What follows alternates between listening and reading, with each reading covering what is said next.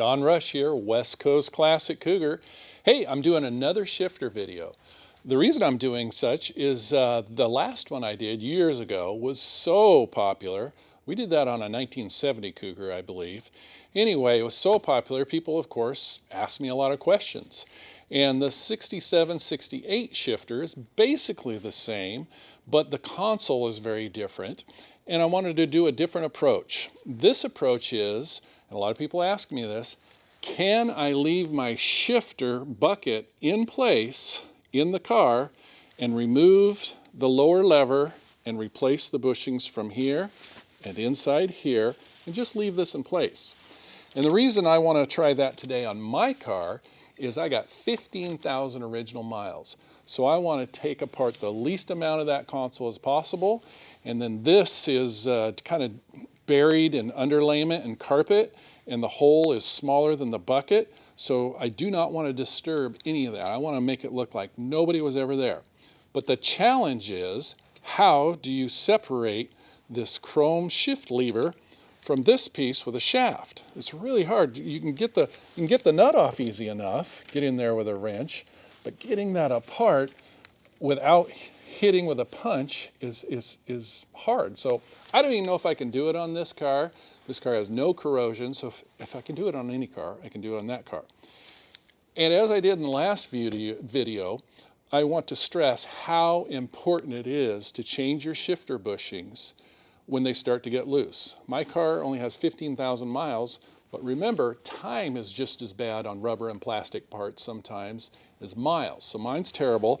This one's probably been done before because it came off an old parts car, but look how loose this is. And this still works. You can still, move it back and forth and everything, but say you bump this shifter, look at that. I can take it out of park without even hitting the button. And there's been people that have been seriously injured and even killed over the years, and a lot of cars totaled because of Ford's inferior design on these bushings. So spend the $1.50 on our website, search word shift bushings, and get this done. This is so important. So anyway, I'm going to move on over to the car here and show you what I got going on here. Here is my C4 transmission, and nothing has ever been apart here. But look how wore out these bushings are. I mean, they're gone. All I'm going to find when I get in there maybe is a couple little fragments of the original bushing. Part of the advantage to not taking this apart and taking the shifter completely out is I will be able to keep my exact settings on this shift lever. Of course, you can always mark them, and if I took this off, there'd probably even be a little pattern of where this would be. So that's not the end of the world. But today, my goal is to take the shifter apart without taking this bucket out. And notice you got an access hole, but the problem is to take a punch and knock this out this way, you can't get a 90-degree on it. So this will be difficult. Let's see if we can do it. Okay, here we are inside. Wiggly shifter. Our first order of operation is to lift this console pad. We're going to leave the console base in place, but lift the console pad up. So we got to find the fasteners. No, they're not hidden in here. Our first two are going to be right here. And we got a little stubby screwdriver here. Let's see if I can get my hand in there. Oh, and by the way, this is what the inside of your console should look like in the seat belt storage area. Little rubber vinyl liners. And we do sometimes, not often, have those on our website at cougarpartscatalog.com.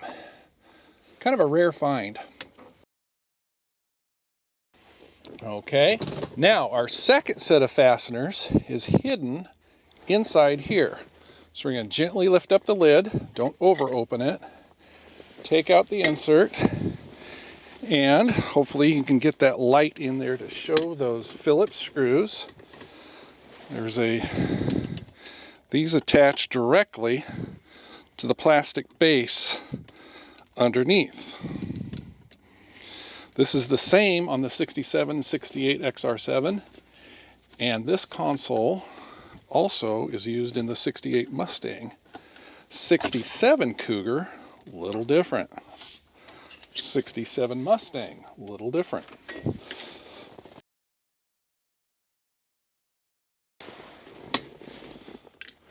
Next, we need to remove the T shift handle. We can try to take this off and finagle it, but I say why. Also, let's not force this from under the pad here. Let's go ahead and take off our radio face pad. So I'm going to remove the knobs gently. This is a great time to use some 4/0 steel wool and clean these up. Oh so gently. And if you happen to break any of these, we have excellent reproductions at CougarPartsCatalog.com. And we got 4 spring clips holding this right here and here. So we'll give it a little wiggle. Got to be careful, you don't want to delaminate this. It's probably best to get, there we go. And then we got some screws up here.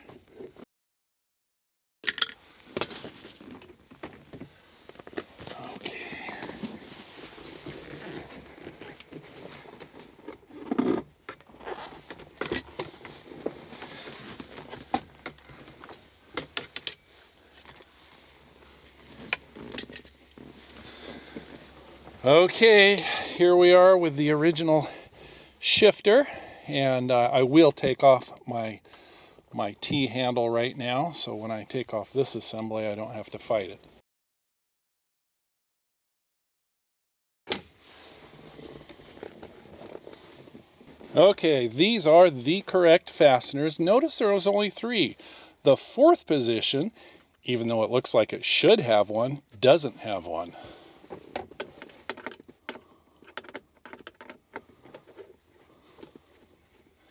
And if you happen to be missing this kit, we do have an excellent reproduction available on our website, CougarPartsCatalog.com. This is the same kit for '67 automatic Mustang, '68 Mustang, and '67 and '68 Cougar, XR7 and standard. Of course, a manual transmission has no need for these.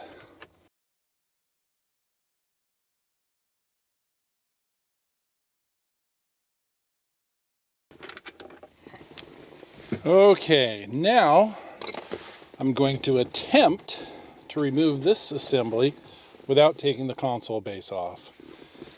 It's quite the process getting the radio out and the console apart, and I would like to not, if possible, disturb such things.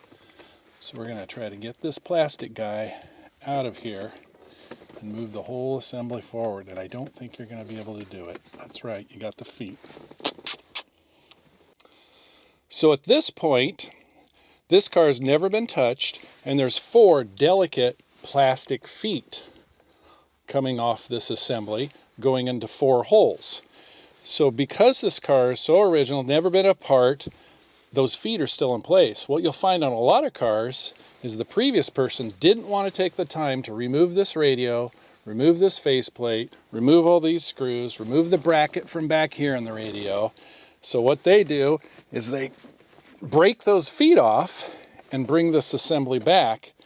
So of course I'm not going to do it on this. So in this car, there's no way around it. I'm not going to break that assembly to do this in a quick hurry. I'm going to go ahead and disassemble the entire console to get to that shifter. The good news is you're going to learn how a shifter correctly comes apart and together. Okay, we got some embedded nuts in here, and that's going to take a 9/16 deep and not much effort.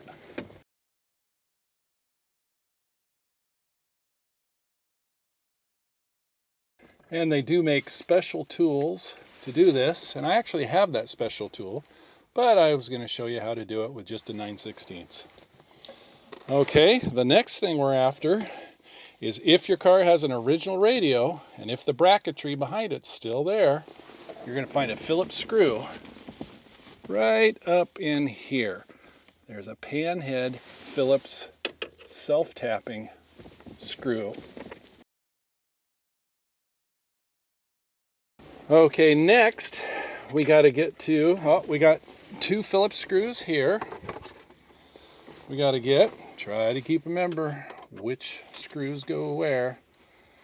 These are black and short because nobody sees them. So they make the black phosphate ones in the hidden areas.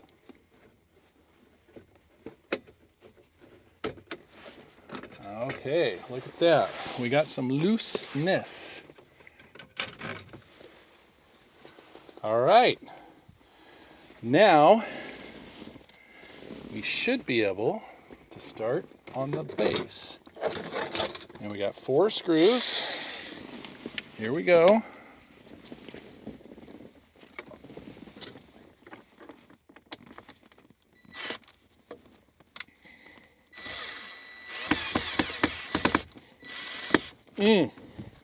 Now here's a problem we're running into. That screw has embedded itself in the carpet, and as I'm turning the screw, it's starting to unravel the carpet. So somehow I have to figure out how to get that screw out without it being attached to carpet. That's a tough one. Let's try over here. See if this does the same thing.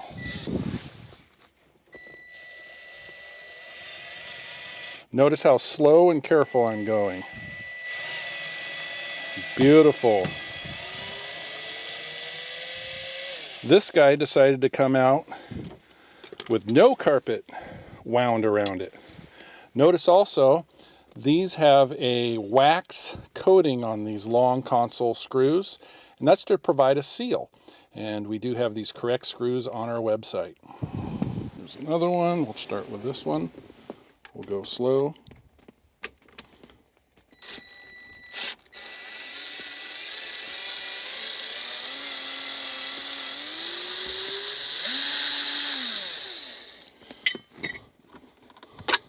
Now if you look at this one, it did in fact grab some carpet fiber and wrap it around it and then broke it off. So we lucked out that it didn't unravel the carpet. Now we'll do this one.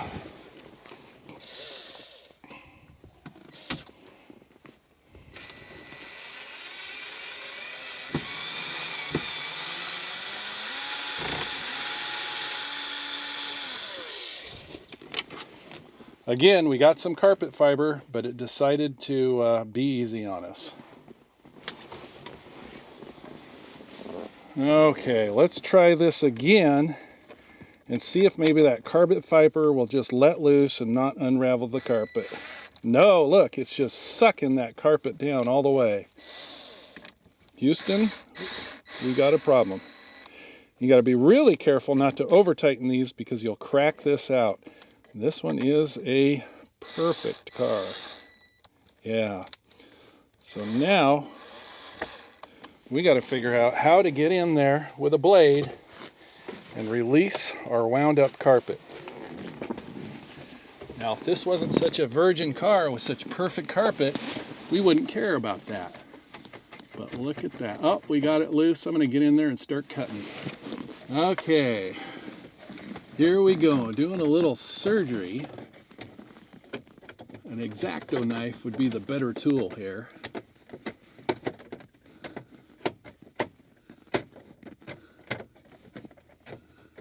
I'm just going to cut those fibers as opposed to letting them continually wind around a Phillips screw and cause havoc. We may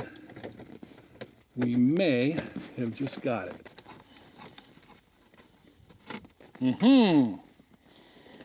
We did it. I've seen people go ahead and take their screw gun and hit it and unravel the carpet all the way down to here. Not good. I'm not happy with the damage I caused, but we're going to say we're lucky that it was minimal. Okay, at this point, we're ready to pull out the console gently. Just go slow. If you feel an obstruction, don't keep going. We have wiring we have to unplug. So let's try to get this to where we expose the wiring.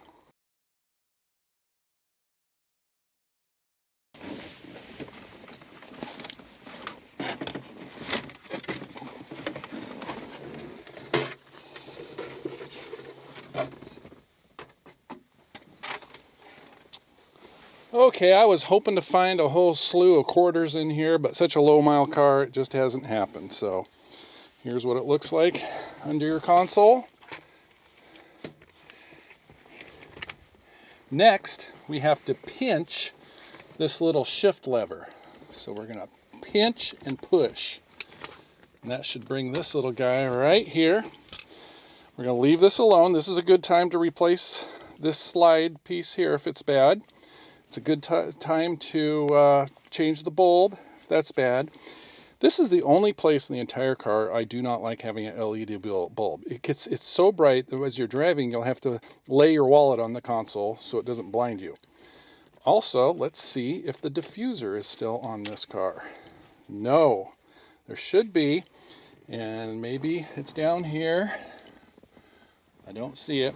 Maybe not all cars gave them, but anyway, there's a slot right here that goes from this side to this side. It's plastic, and it diffuses that light so it's not so bright. I've seen very few over the years, and I was hoping on a 15,000 mile car I would see it here. I don't know, maybe the fact that it's a San Jose later build, they quit putting those there, but I see no remnants of it. But if you look close down here, you'll see the remnants of the bushing. Now, this being a console car, they cut the carpet away. If this was a non-console car, and every car is different, notice how somebody quickly went around this with a blade. That's hand cut. So the next car, maybe they made the cut right here. The next car, maybe it's, but anyway, this is one of the larger size holes I've seen cut. On a non-console car, you'll see the carpet tight in here and around here. So this is one that if we do have to take the bucket out, no big deal. We got tons of room to access the bolts. But I'm going to try, no promises, I'm going to try to leave this bucket in place and take the shift lever out.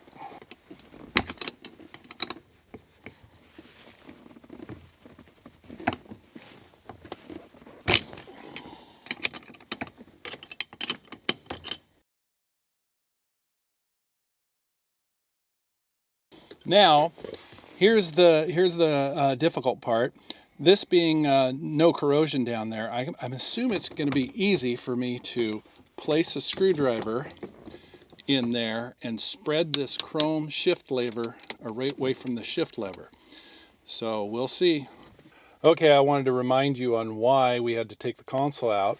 I was speaking earlier of the little feet. I was wrong. There's 3 of these feet.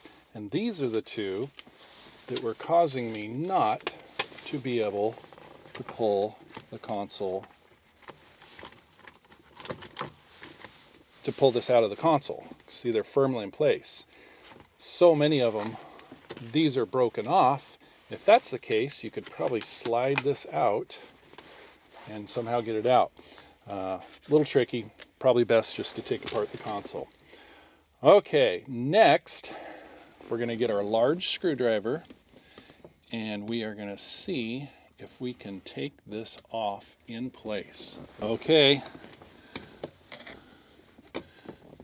here we go.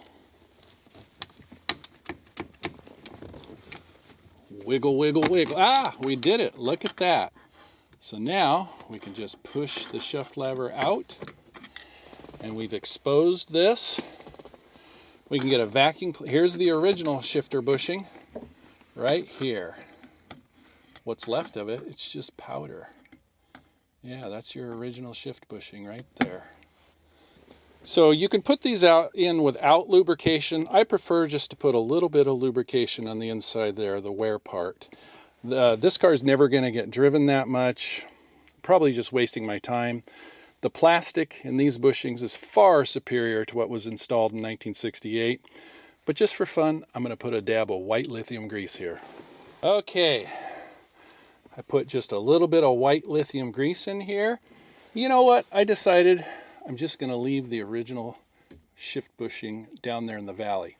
I didn't comment on it before, but there's a rubber plug here. And to get more access with my wrench, I just pushed on the rubber plug and now it's lying on the floor of the shop. So here goes our first shift bushing right there with the collar facing this way. Now I'm going to go under the car and put the other one in this way collar on the left side. Okay, here is my plug, access plug that I took out and it fell on the floor, and my shift nut with the fine threads. Both of these items, if yours is missing or damaged, are of course on our website. Put those in my pocket.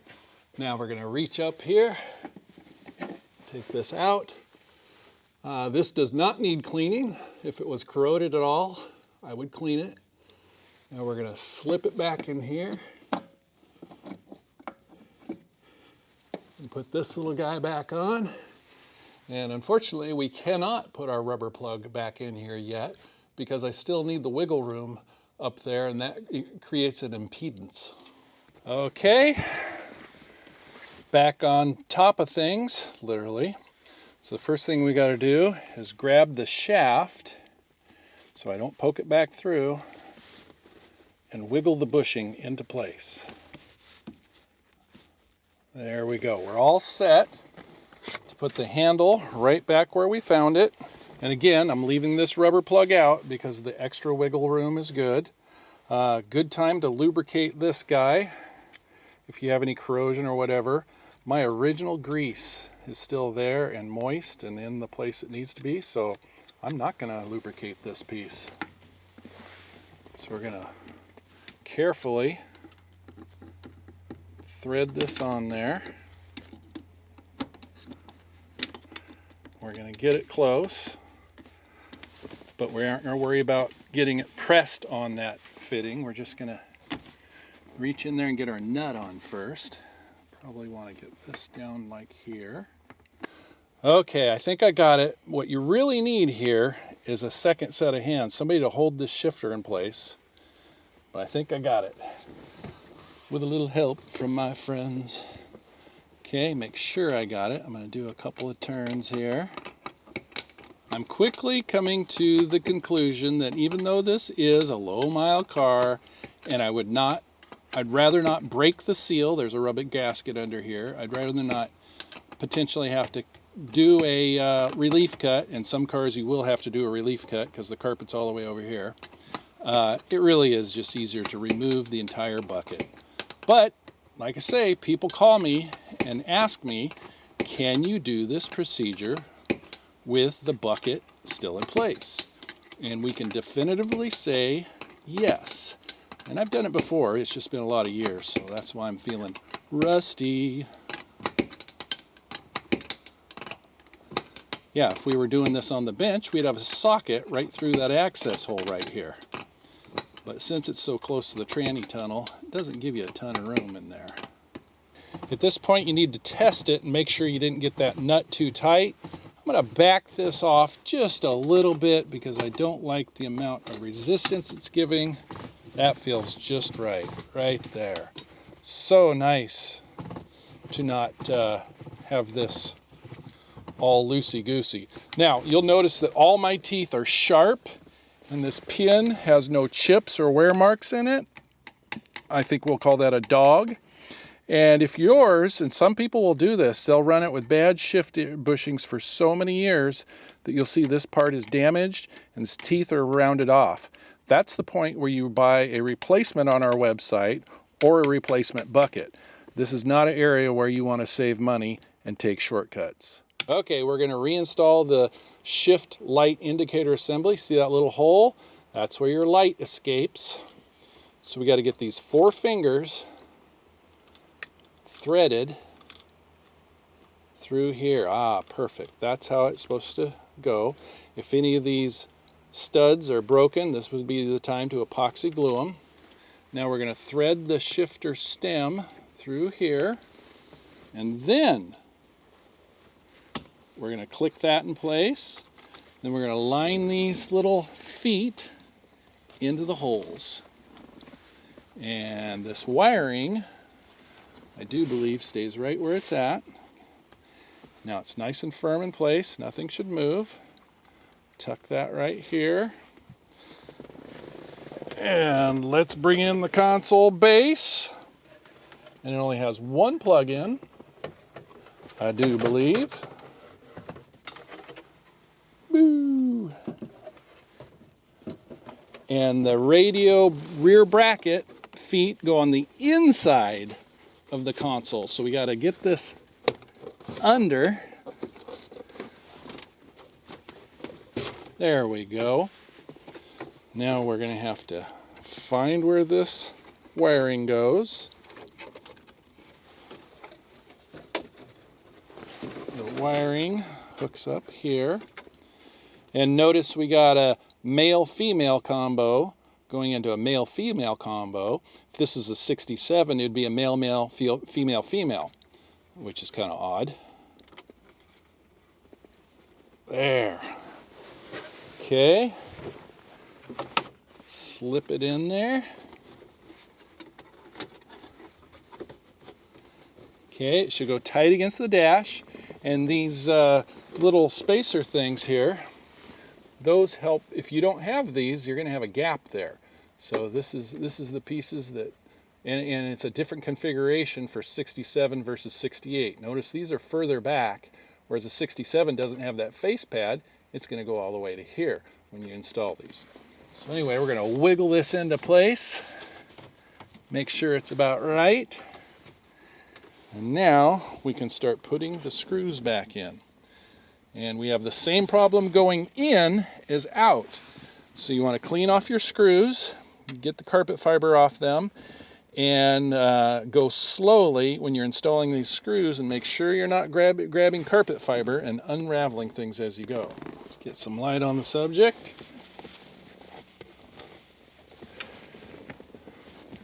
Let's see if we can get my little awl in there and find where that hole is. So this is actually kind of a frustrating procedure. Sometimes you'll swear the holes disappeared. So maybe try all 4 positions, and once you've found one, the other ones will kind of fall in place. It's amazing. You'll swear that the holes disappeared. So I found it. Got my awl in there. I got it centered. I'm taking note at what angle they go in. They do not go in this way. They do not go in this way. About like that. So here we go.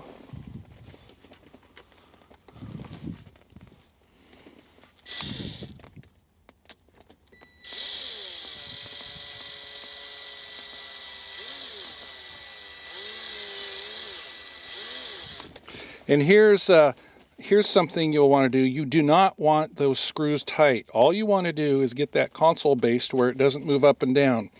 This is brittle old plastic. That right there, in my opinion, is where you want it. You don't want it tight.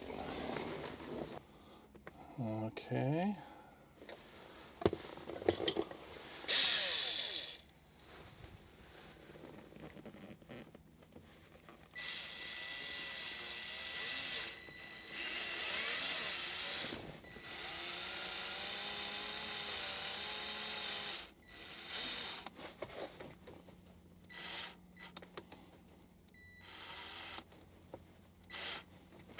Okay, we got that one secure. This is why the carpet will unravel, is that carpet over the years is actually bonded to that wax coating that the factory put on there as a seal. So it's important to get that off. Notice also, this is not a bright finish. In 67, we commonly see chrome screws throughout the interior, and in 68, we see a natural finish. Find the screw hole right where it should be.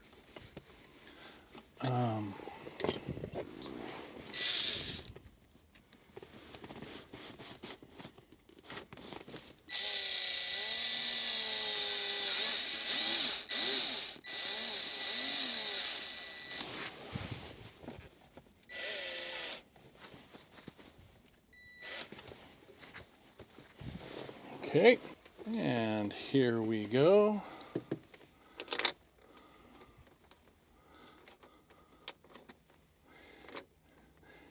This is the point where you want to hook up your battery and see if you actually have everything aligned here.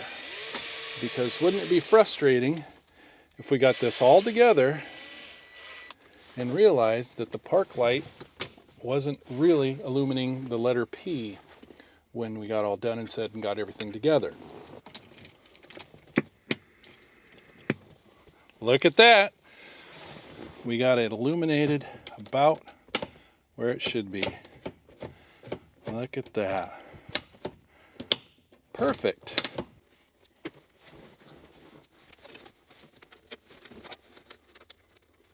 Okay, and the last screw is a shiny screw.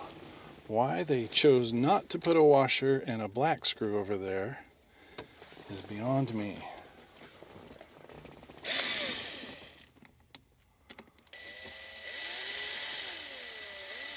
Again, we're not getting these tight, we're just getting them run all the way down.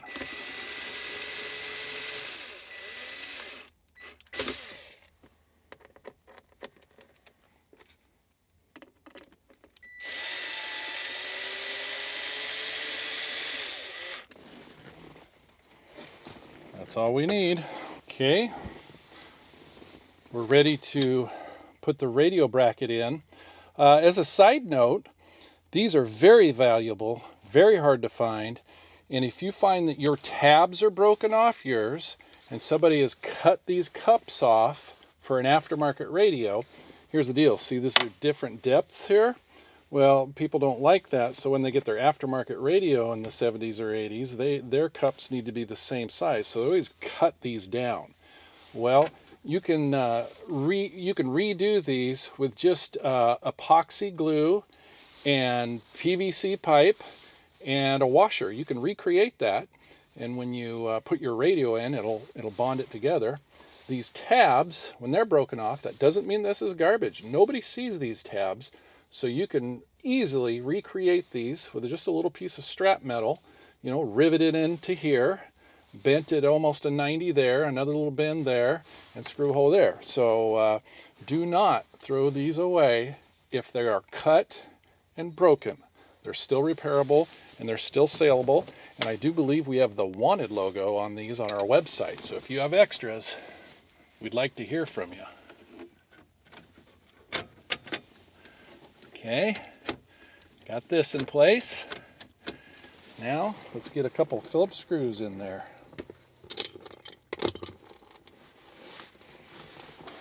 And if you do use a screw gun on this assembly, use one of these very petite ones that you can really control the speed, and don't torque them down with a screw gun. It's actually better if you use your fingers in these places because, again, brittle old plastic, you don't want to over torque anything and break it off.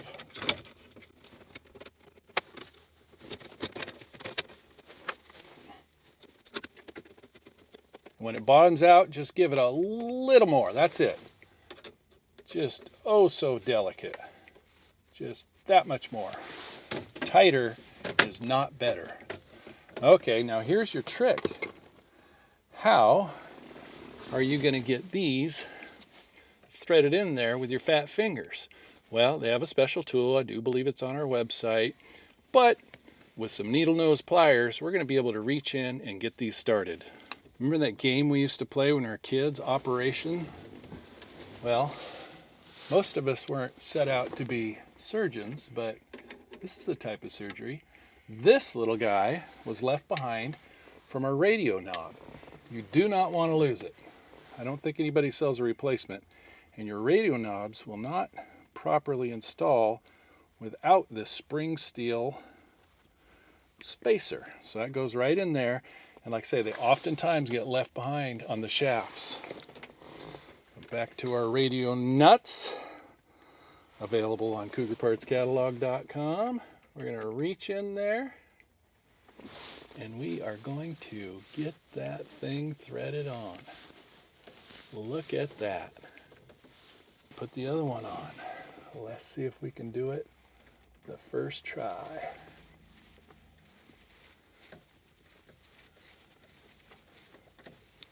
Look at that. Okay, back with our handy dandy 9/16 socket.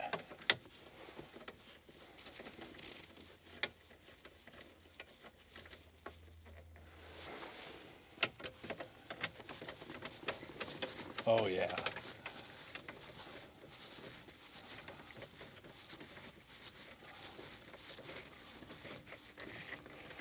Okay, now we need to get our screws back in place on the rear bracket. And getting these to line up might be somewhat of a challenge. Looks like we lucked out.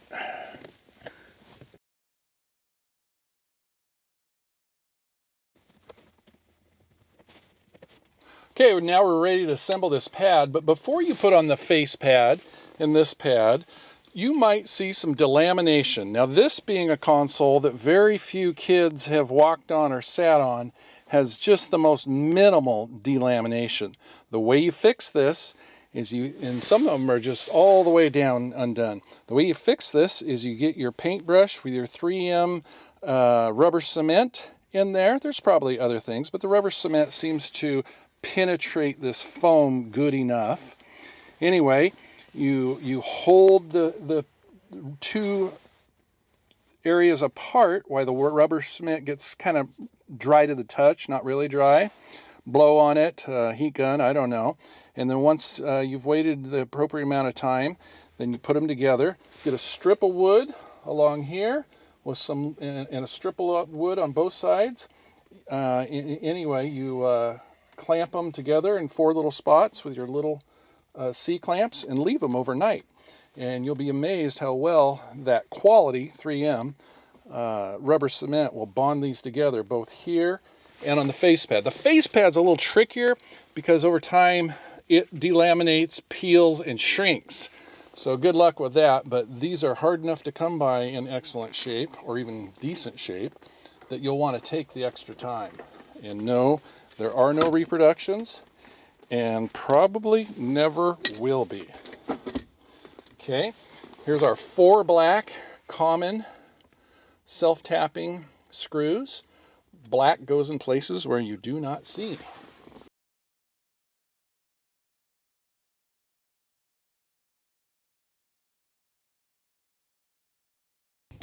Notice the 68 has a nice brushed finish here and a low profile base. And the inserts, if yours is rusted out or ugly, we have these new and used on our website. I do believe it goes in like this. 4/0 steel wool cleans up this chrome beautifully.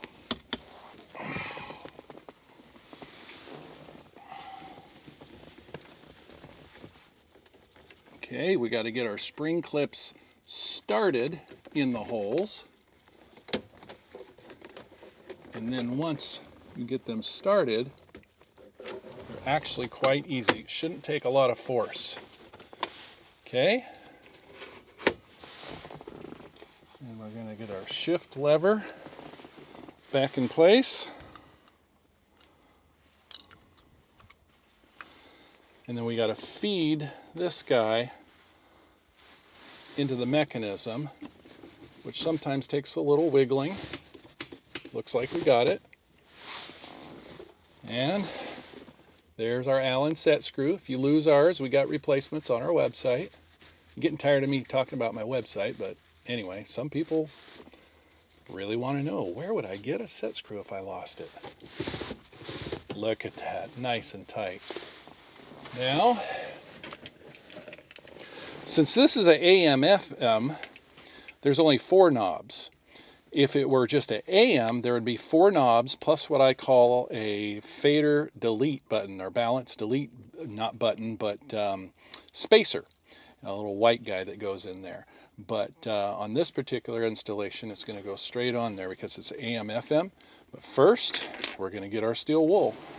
Okay, get all the years of tarnish off there. Get it looking like new.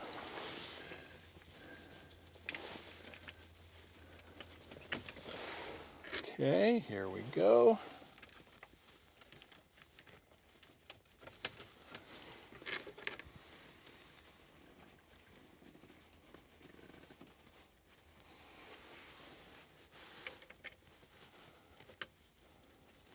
We're going to spin it until it just falls into place. You're not going to force anything.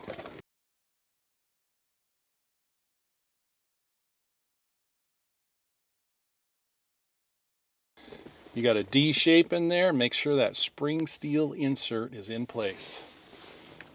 They're kind of universal for a lot of years, so if you can find an old radio knob, you can fish them out and get them onto yours. But there we go. Don't forget to go back underneath and put your little rubber plug on. In conclusion, I spent a lot of extra time and hassle not removing that shifter bucket like I usually do.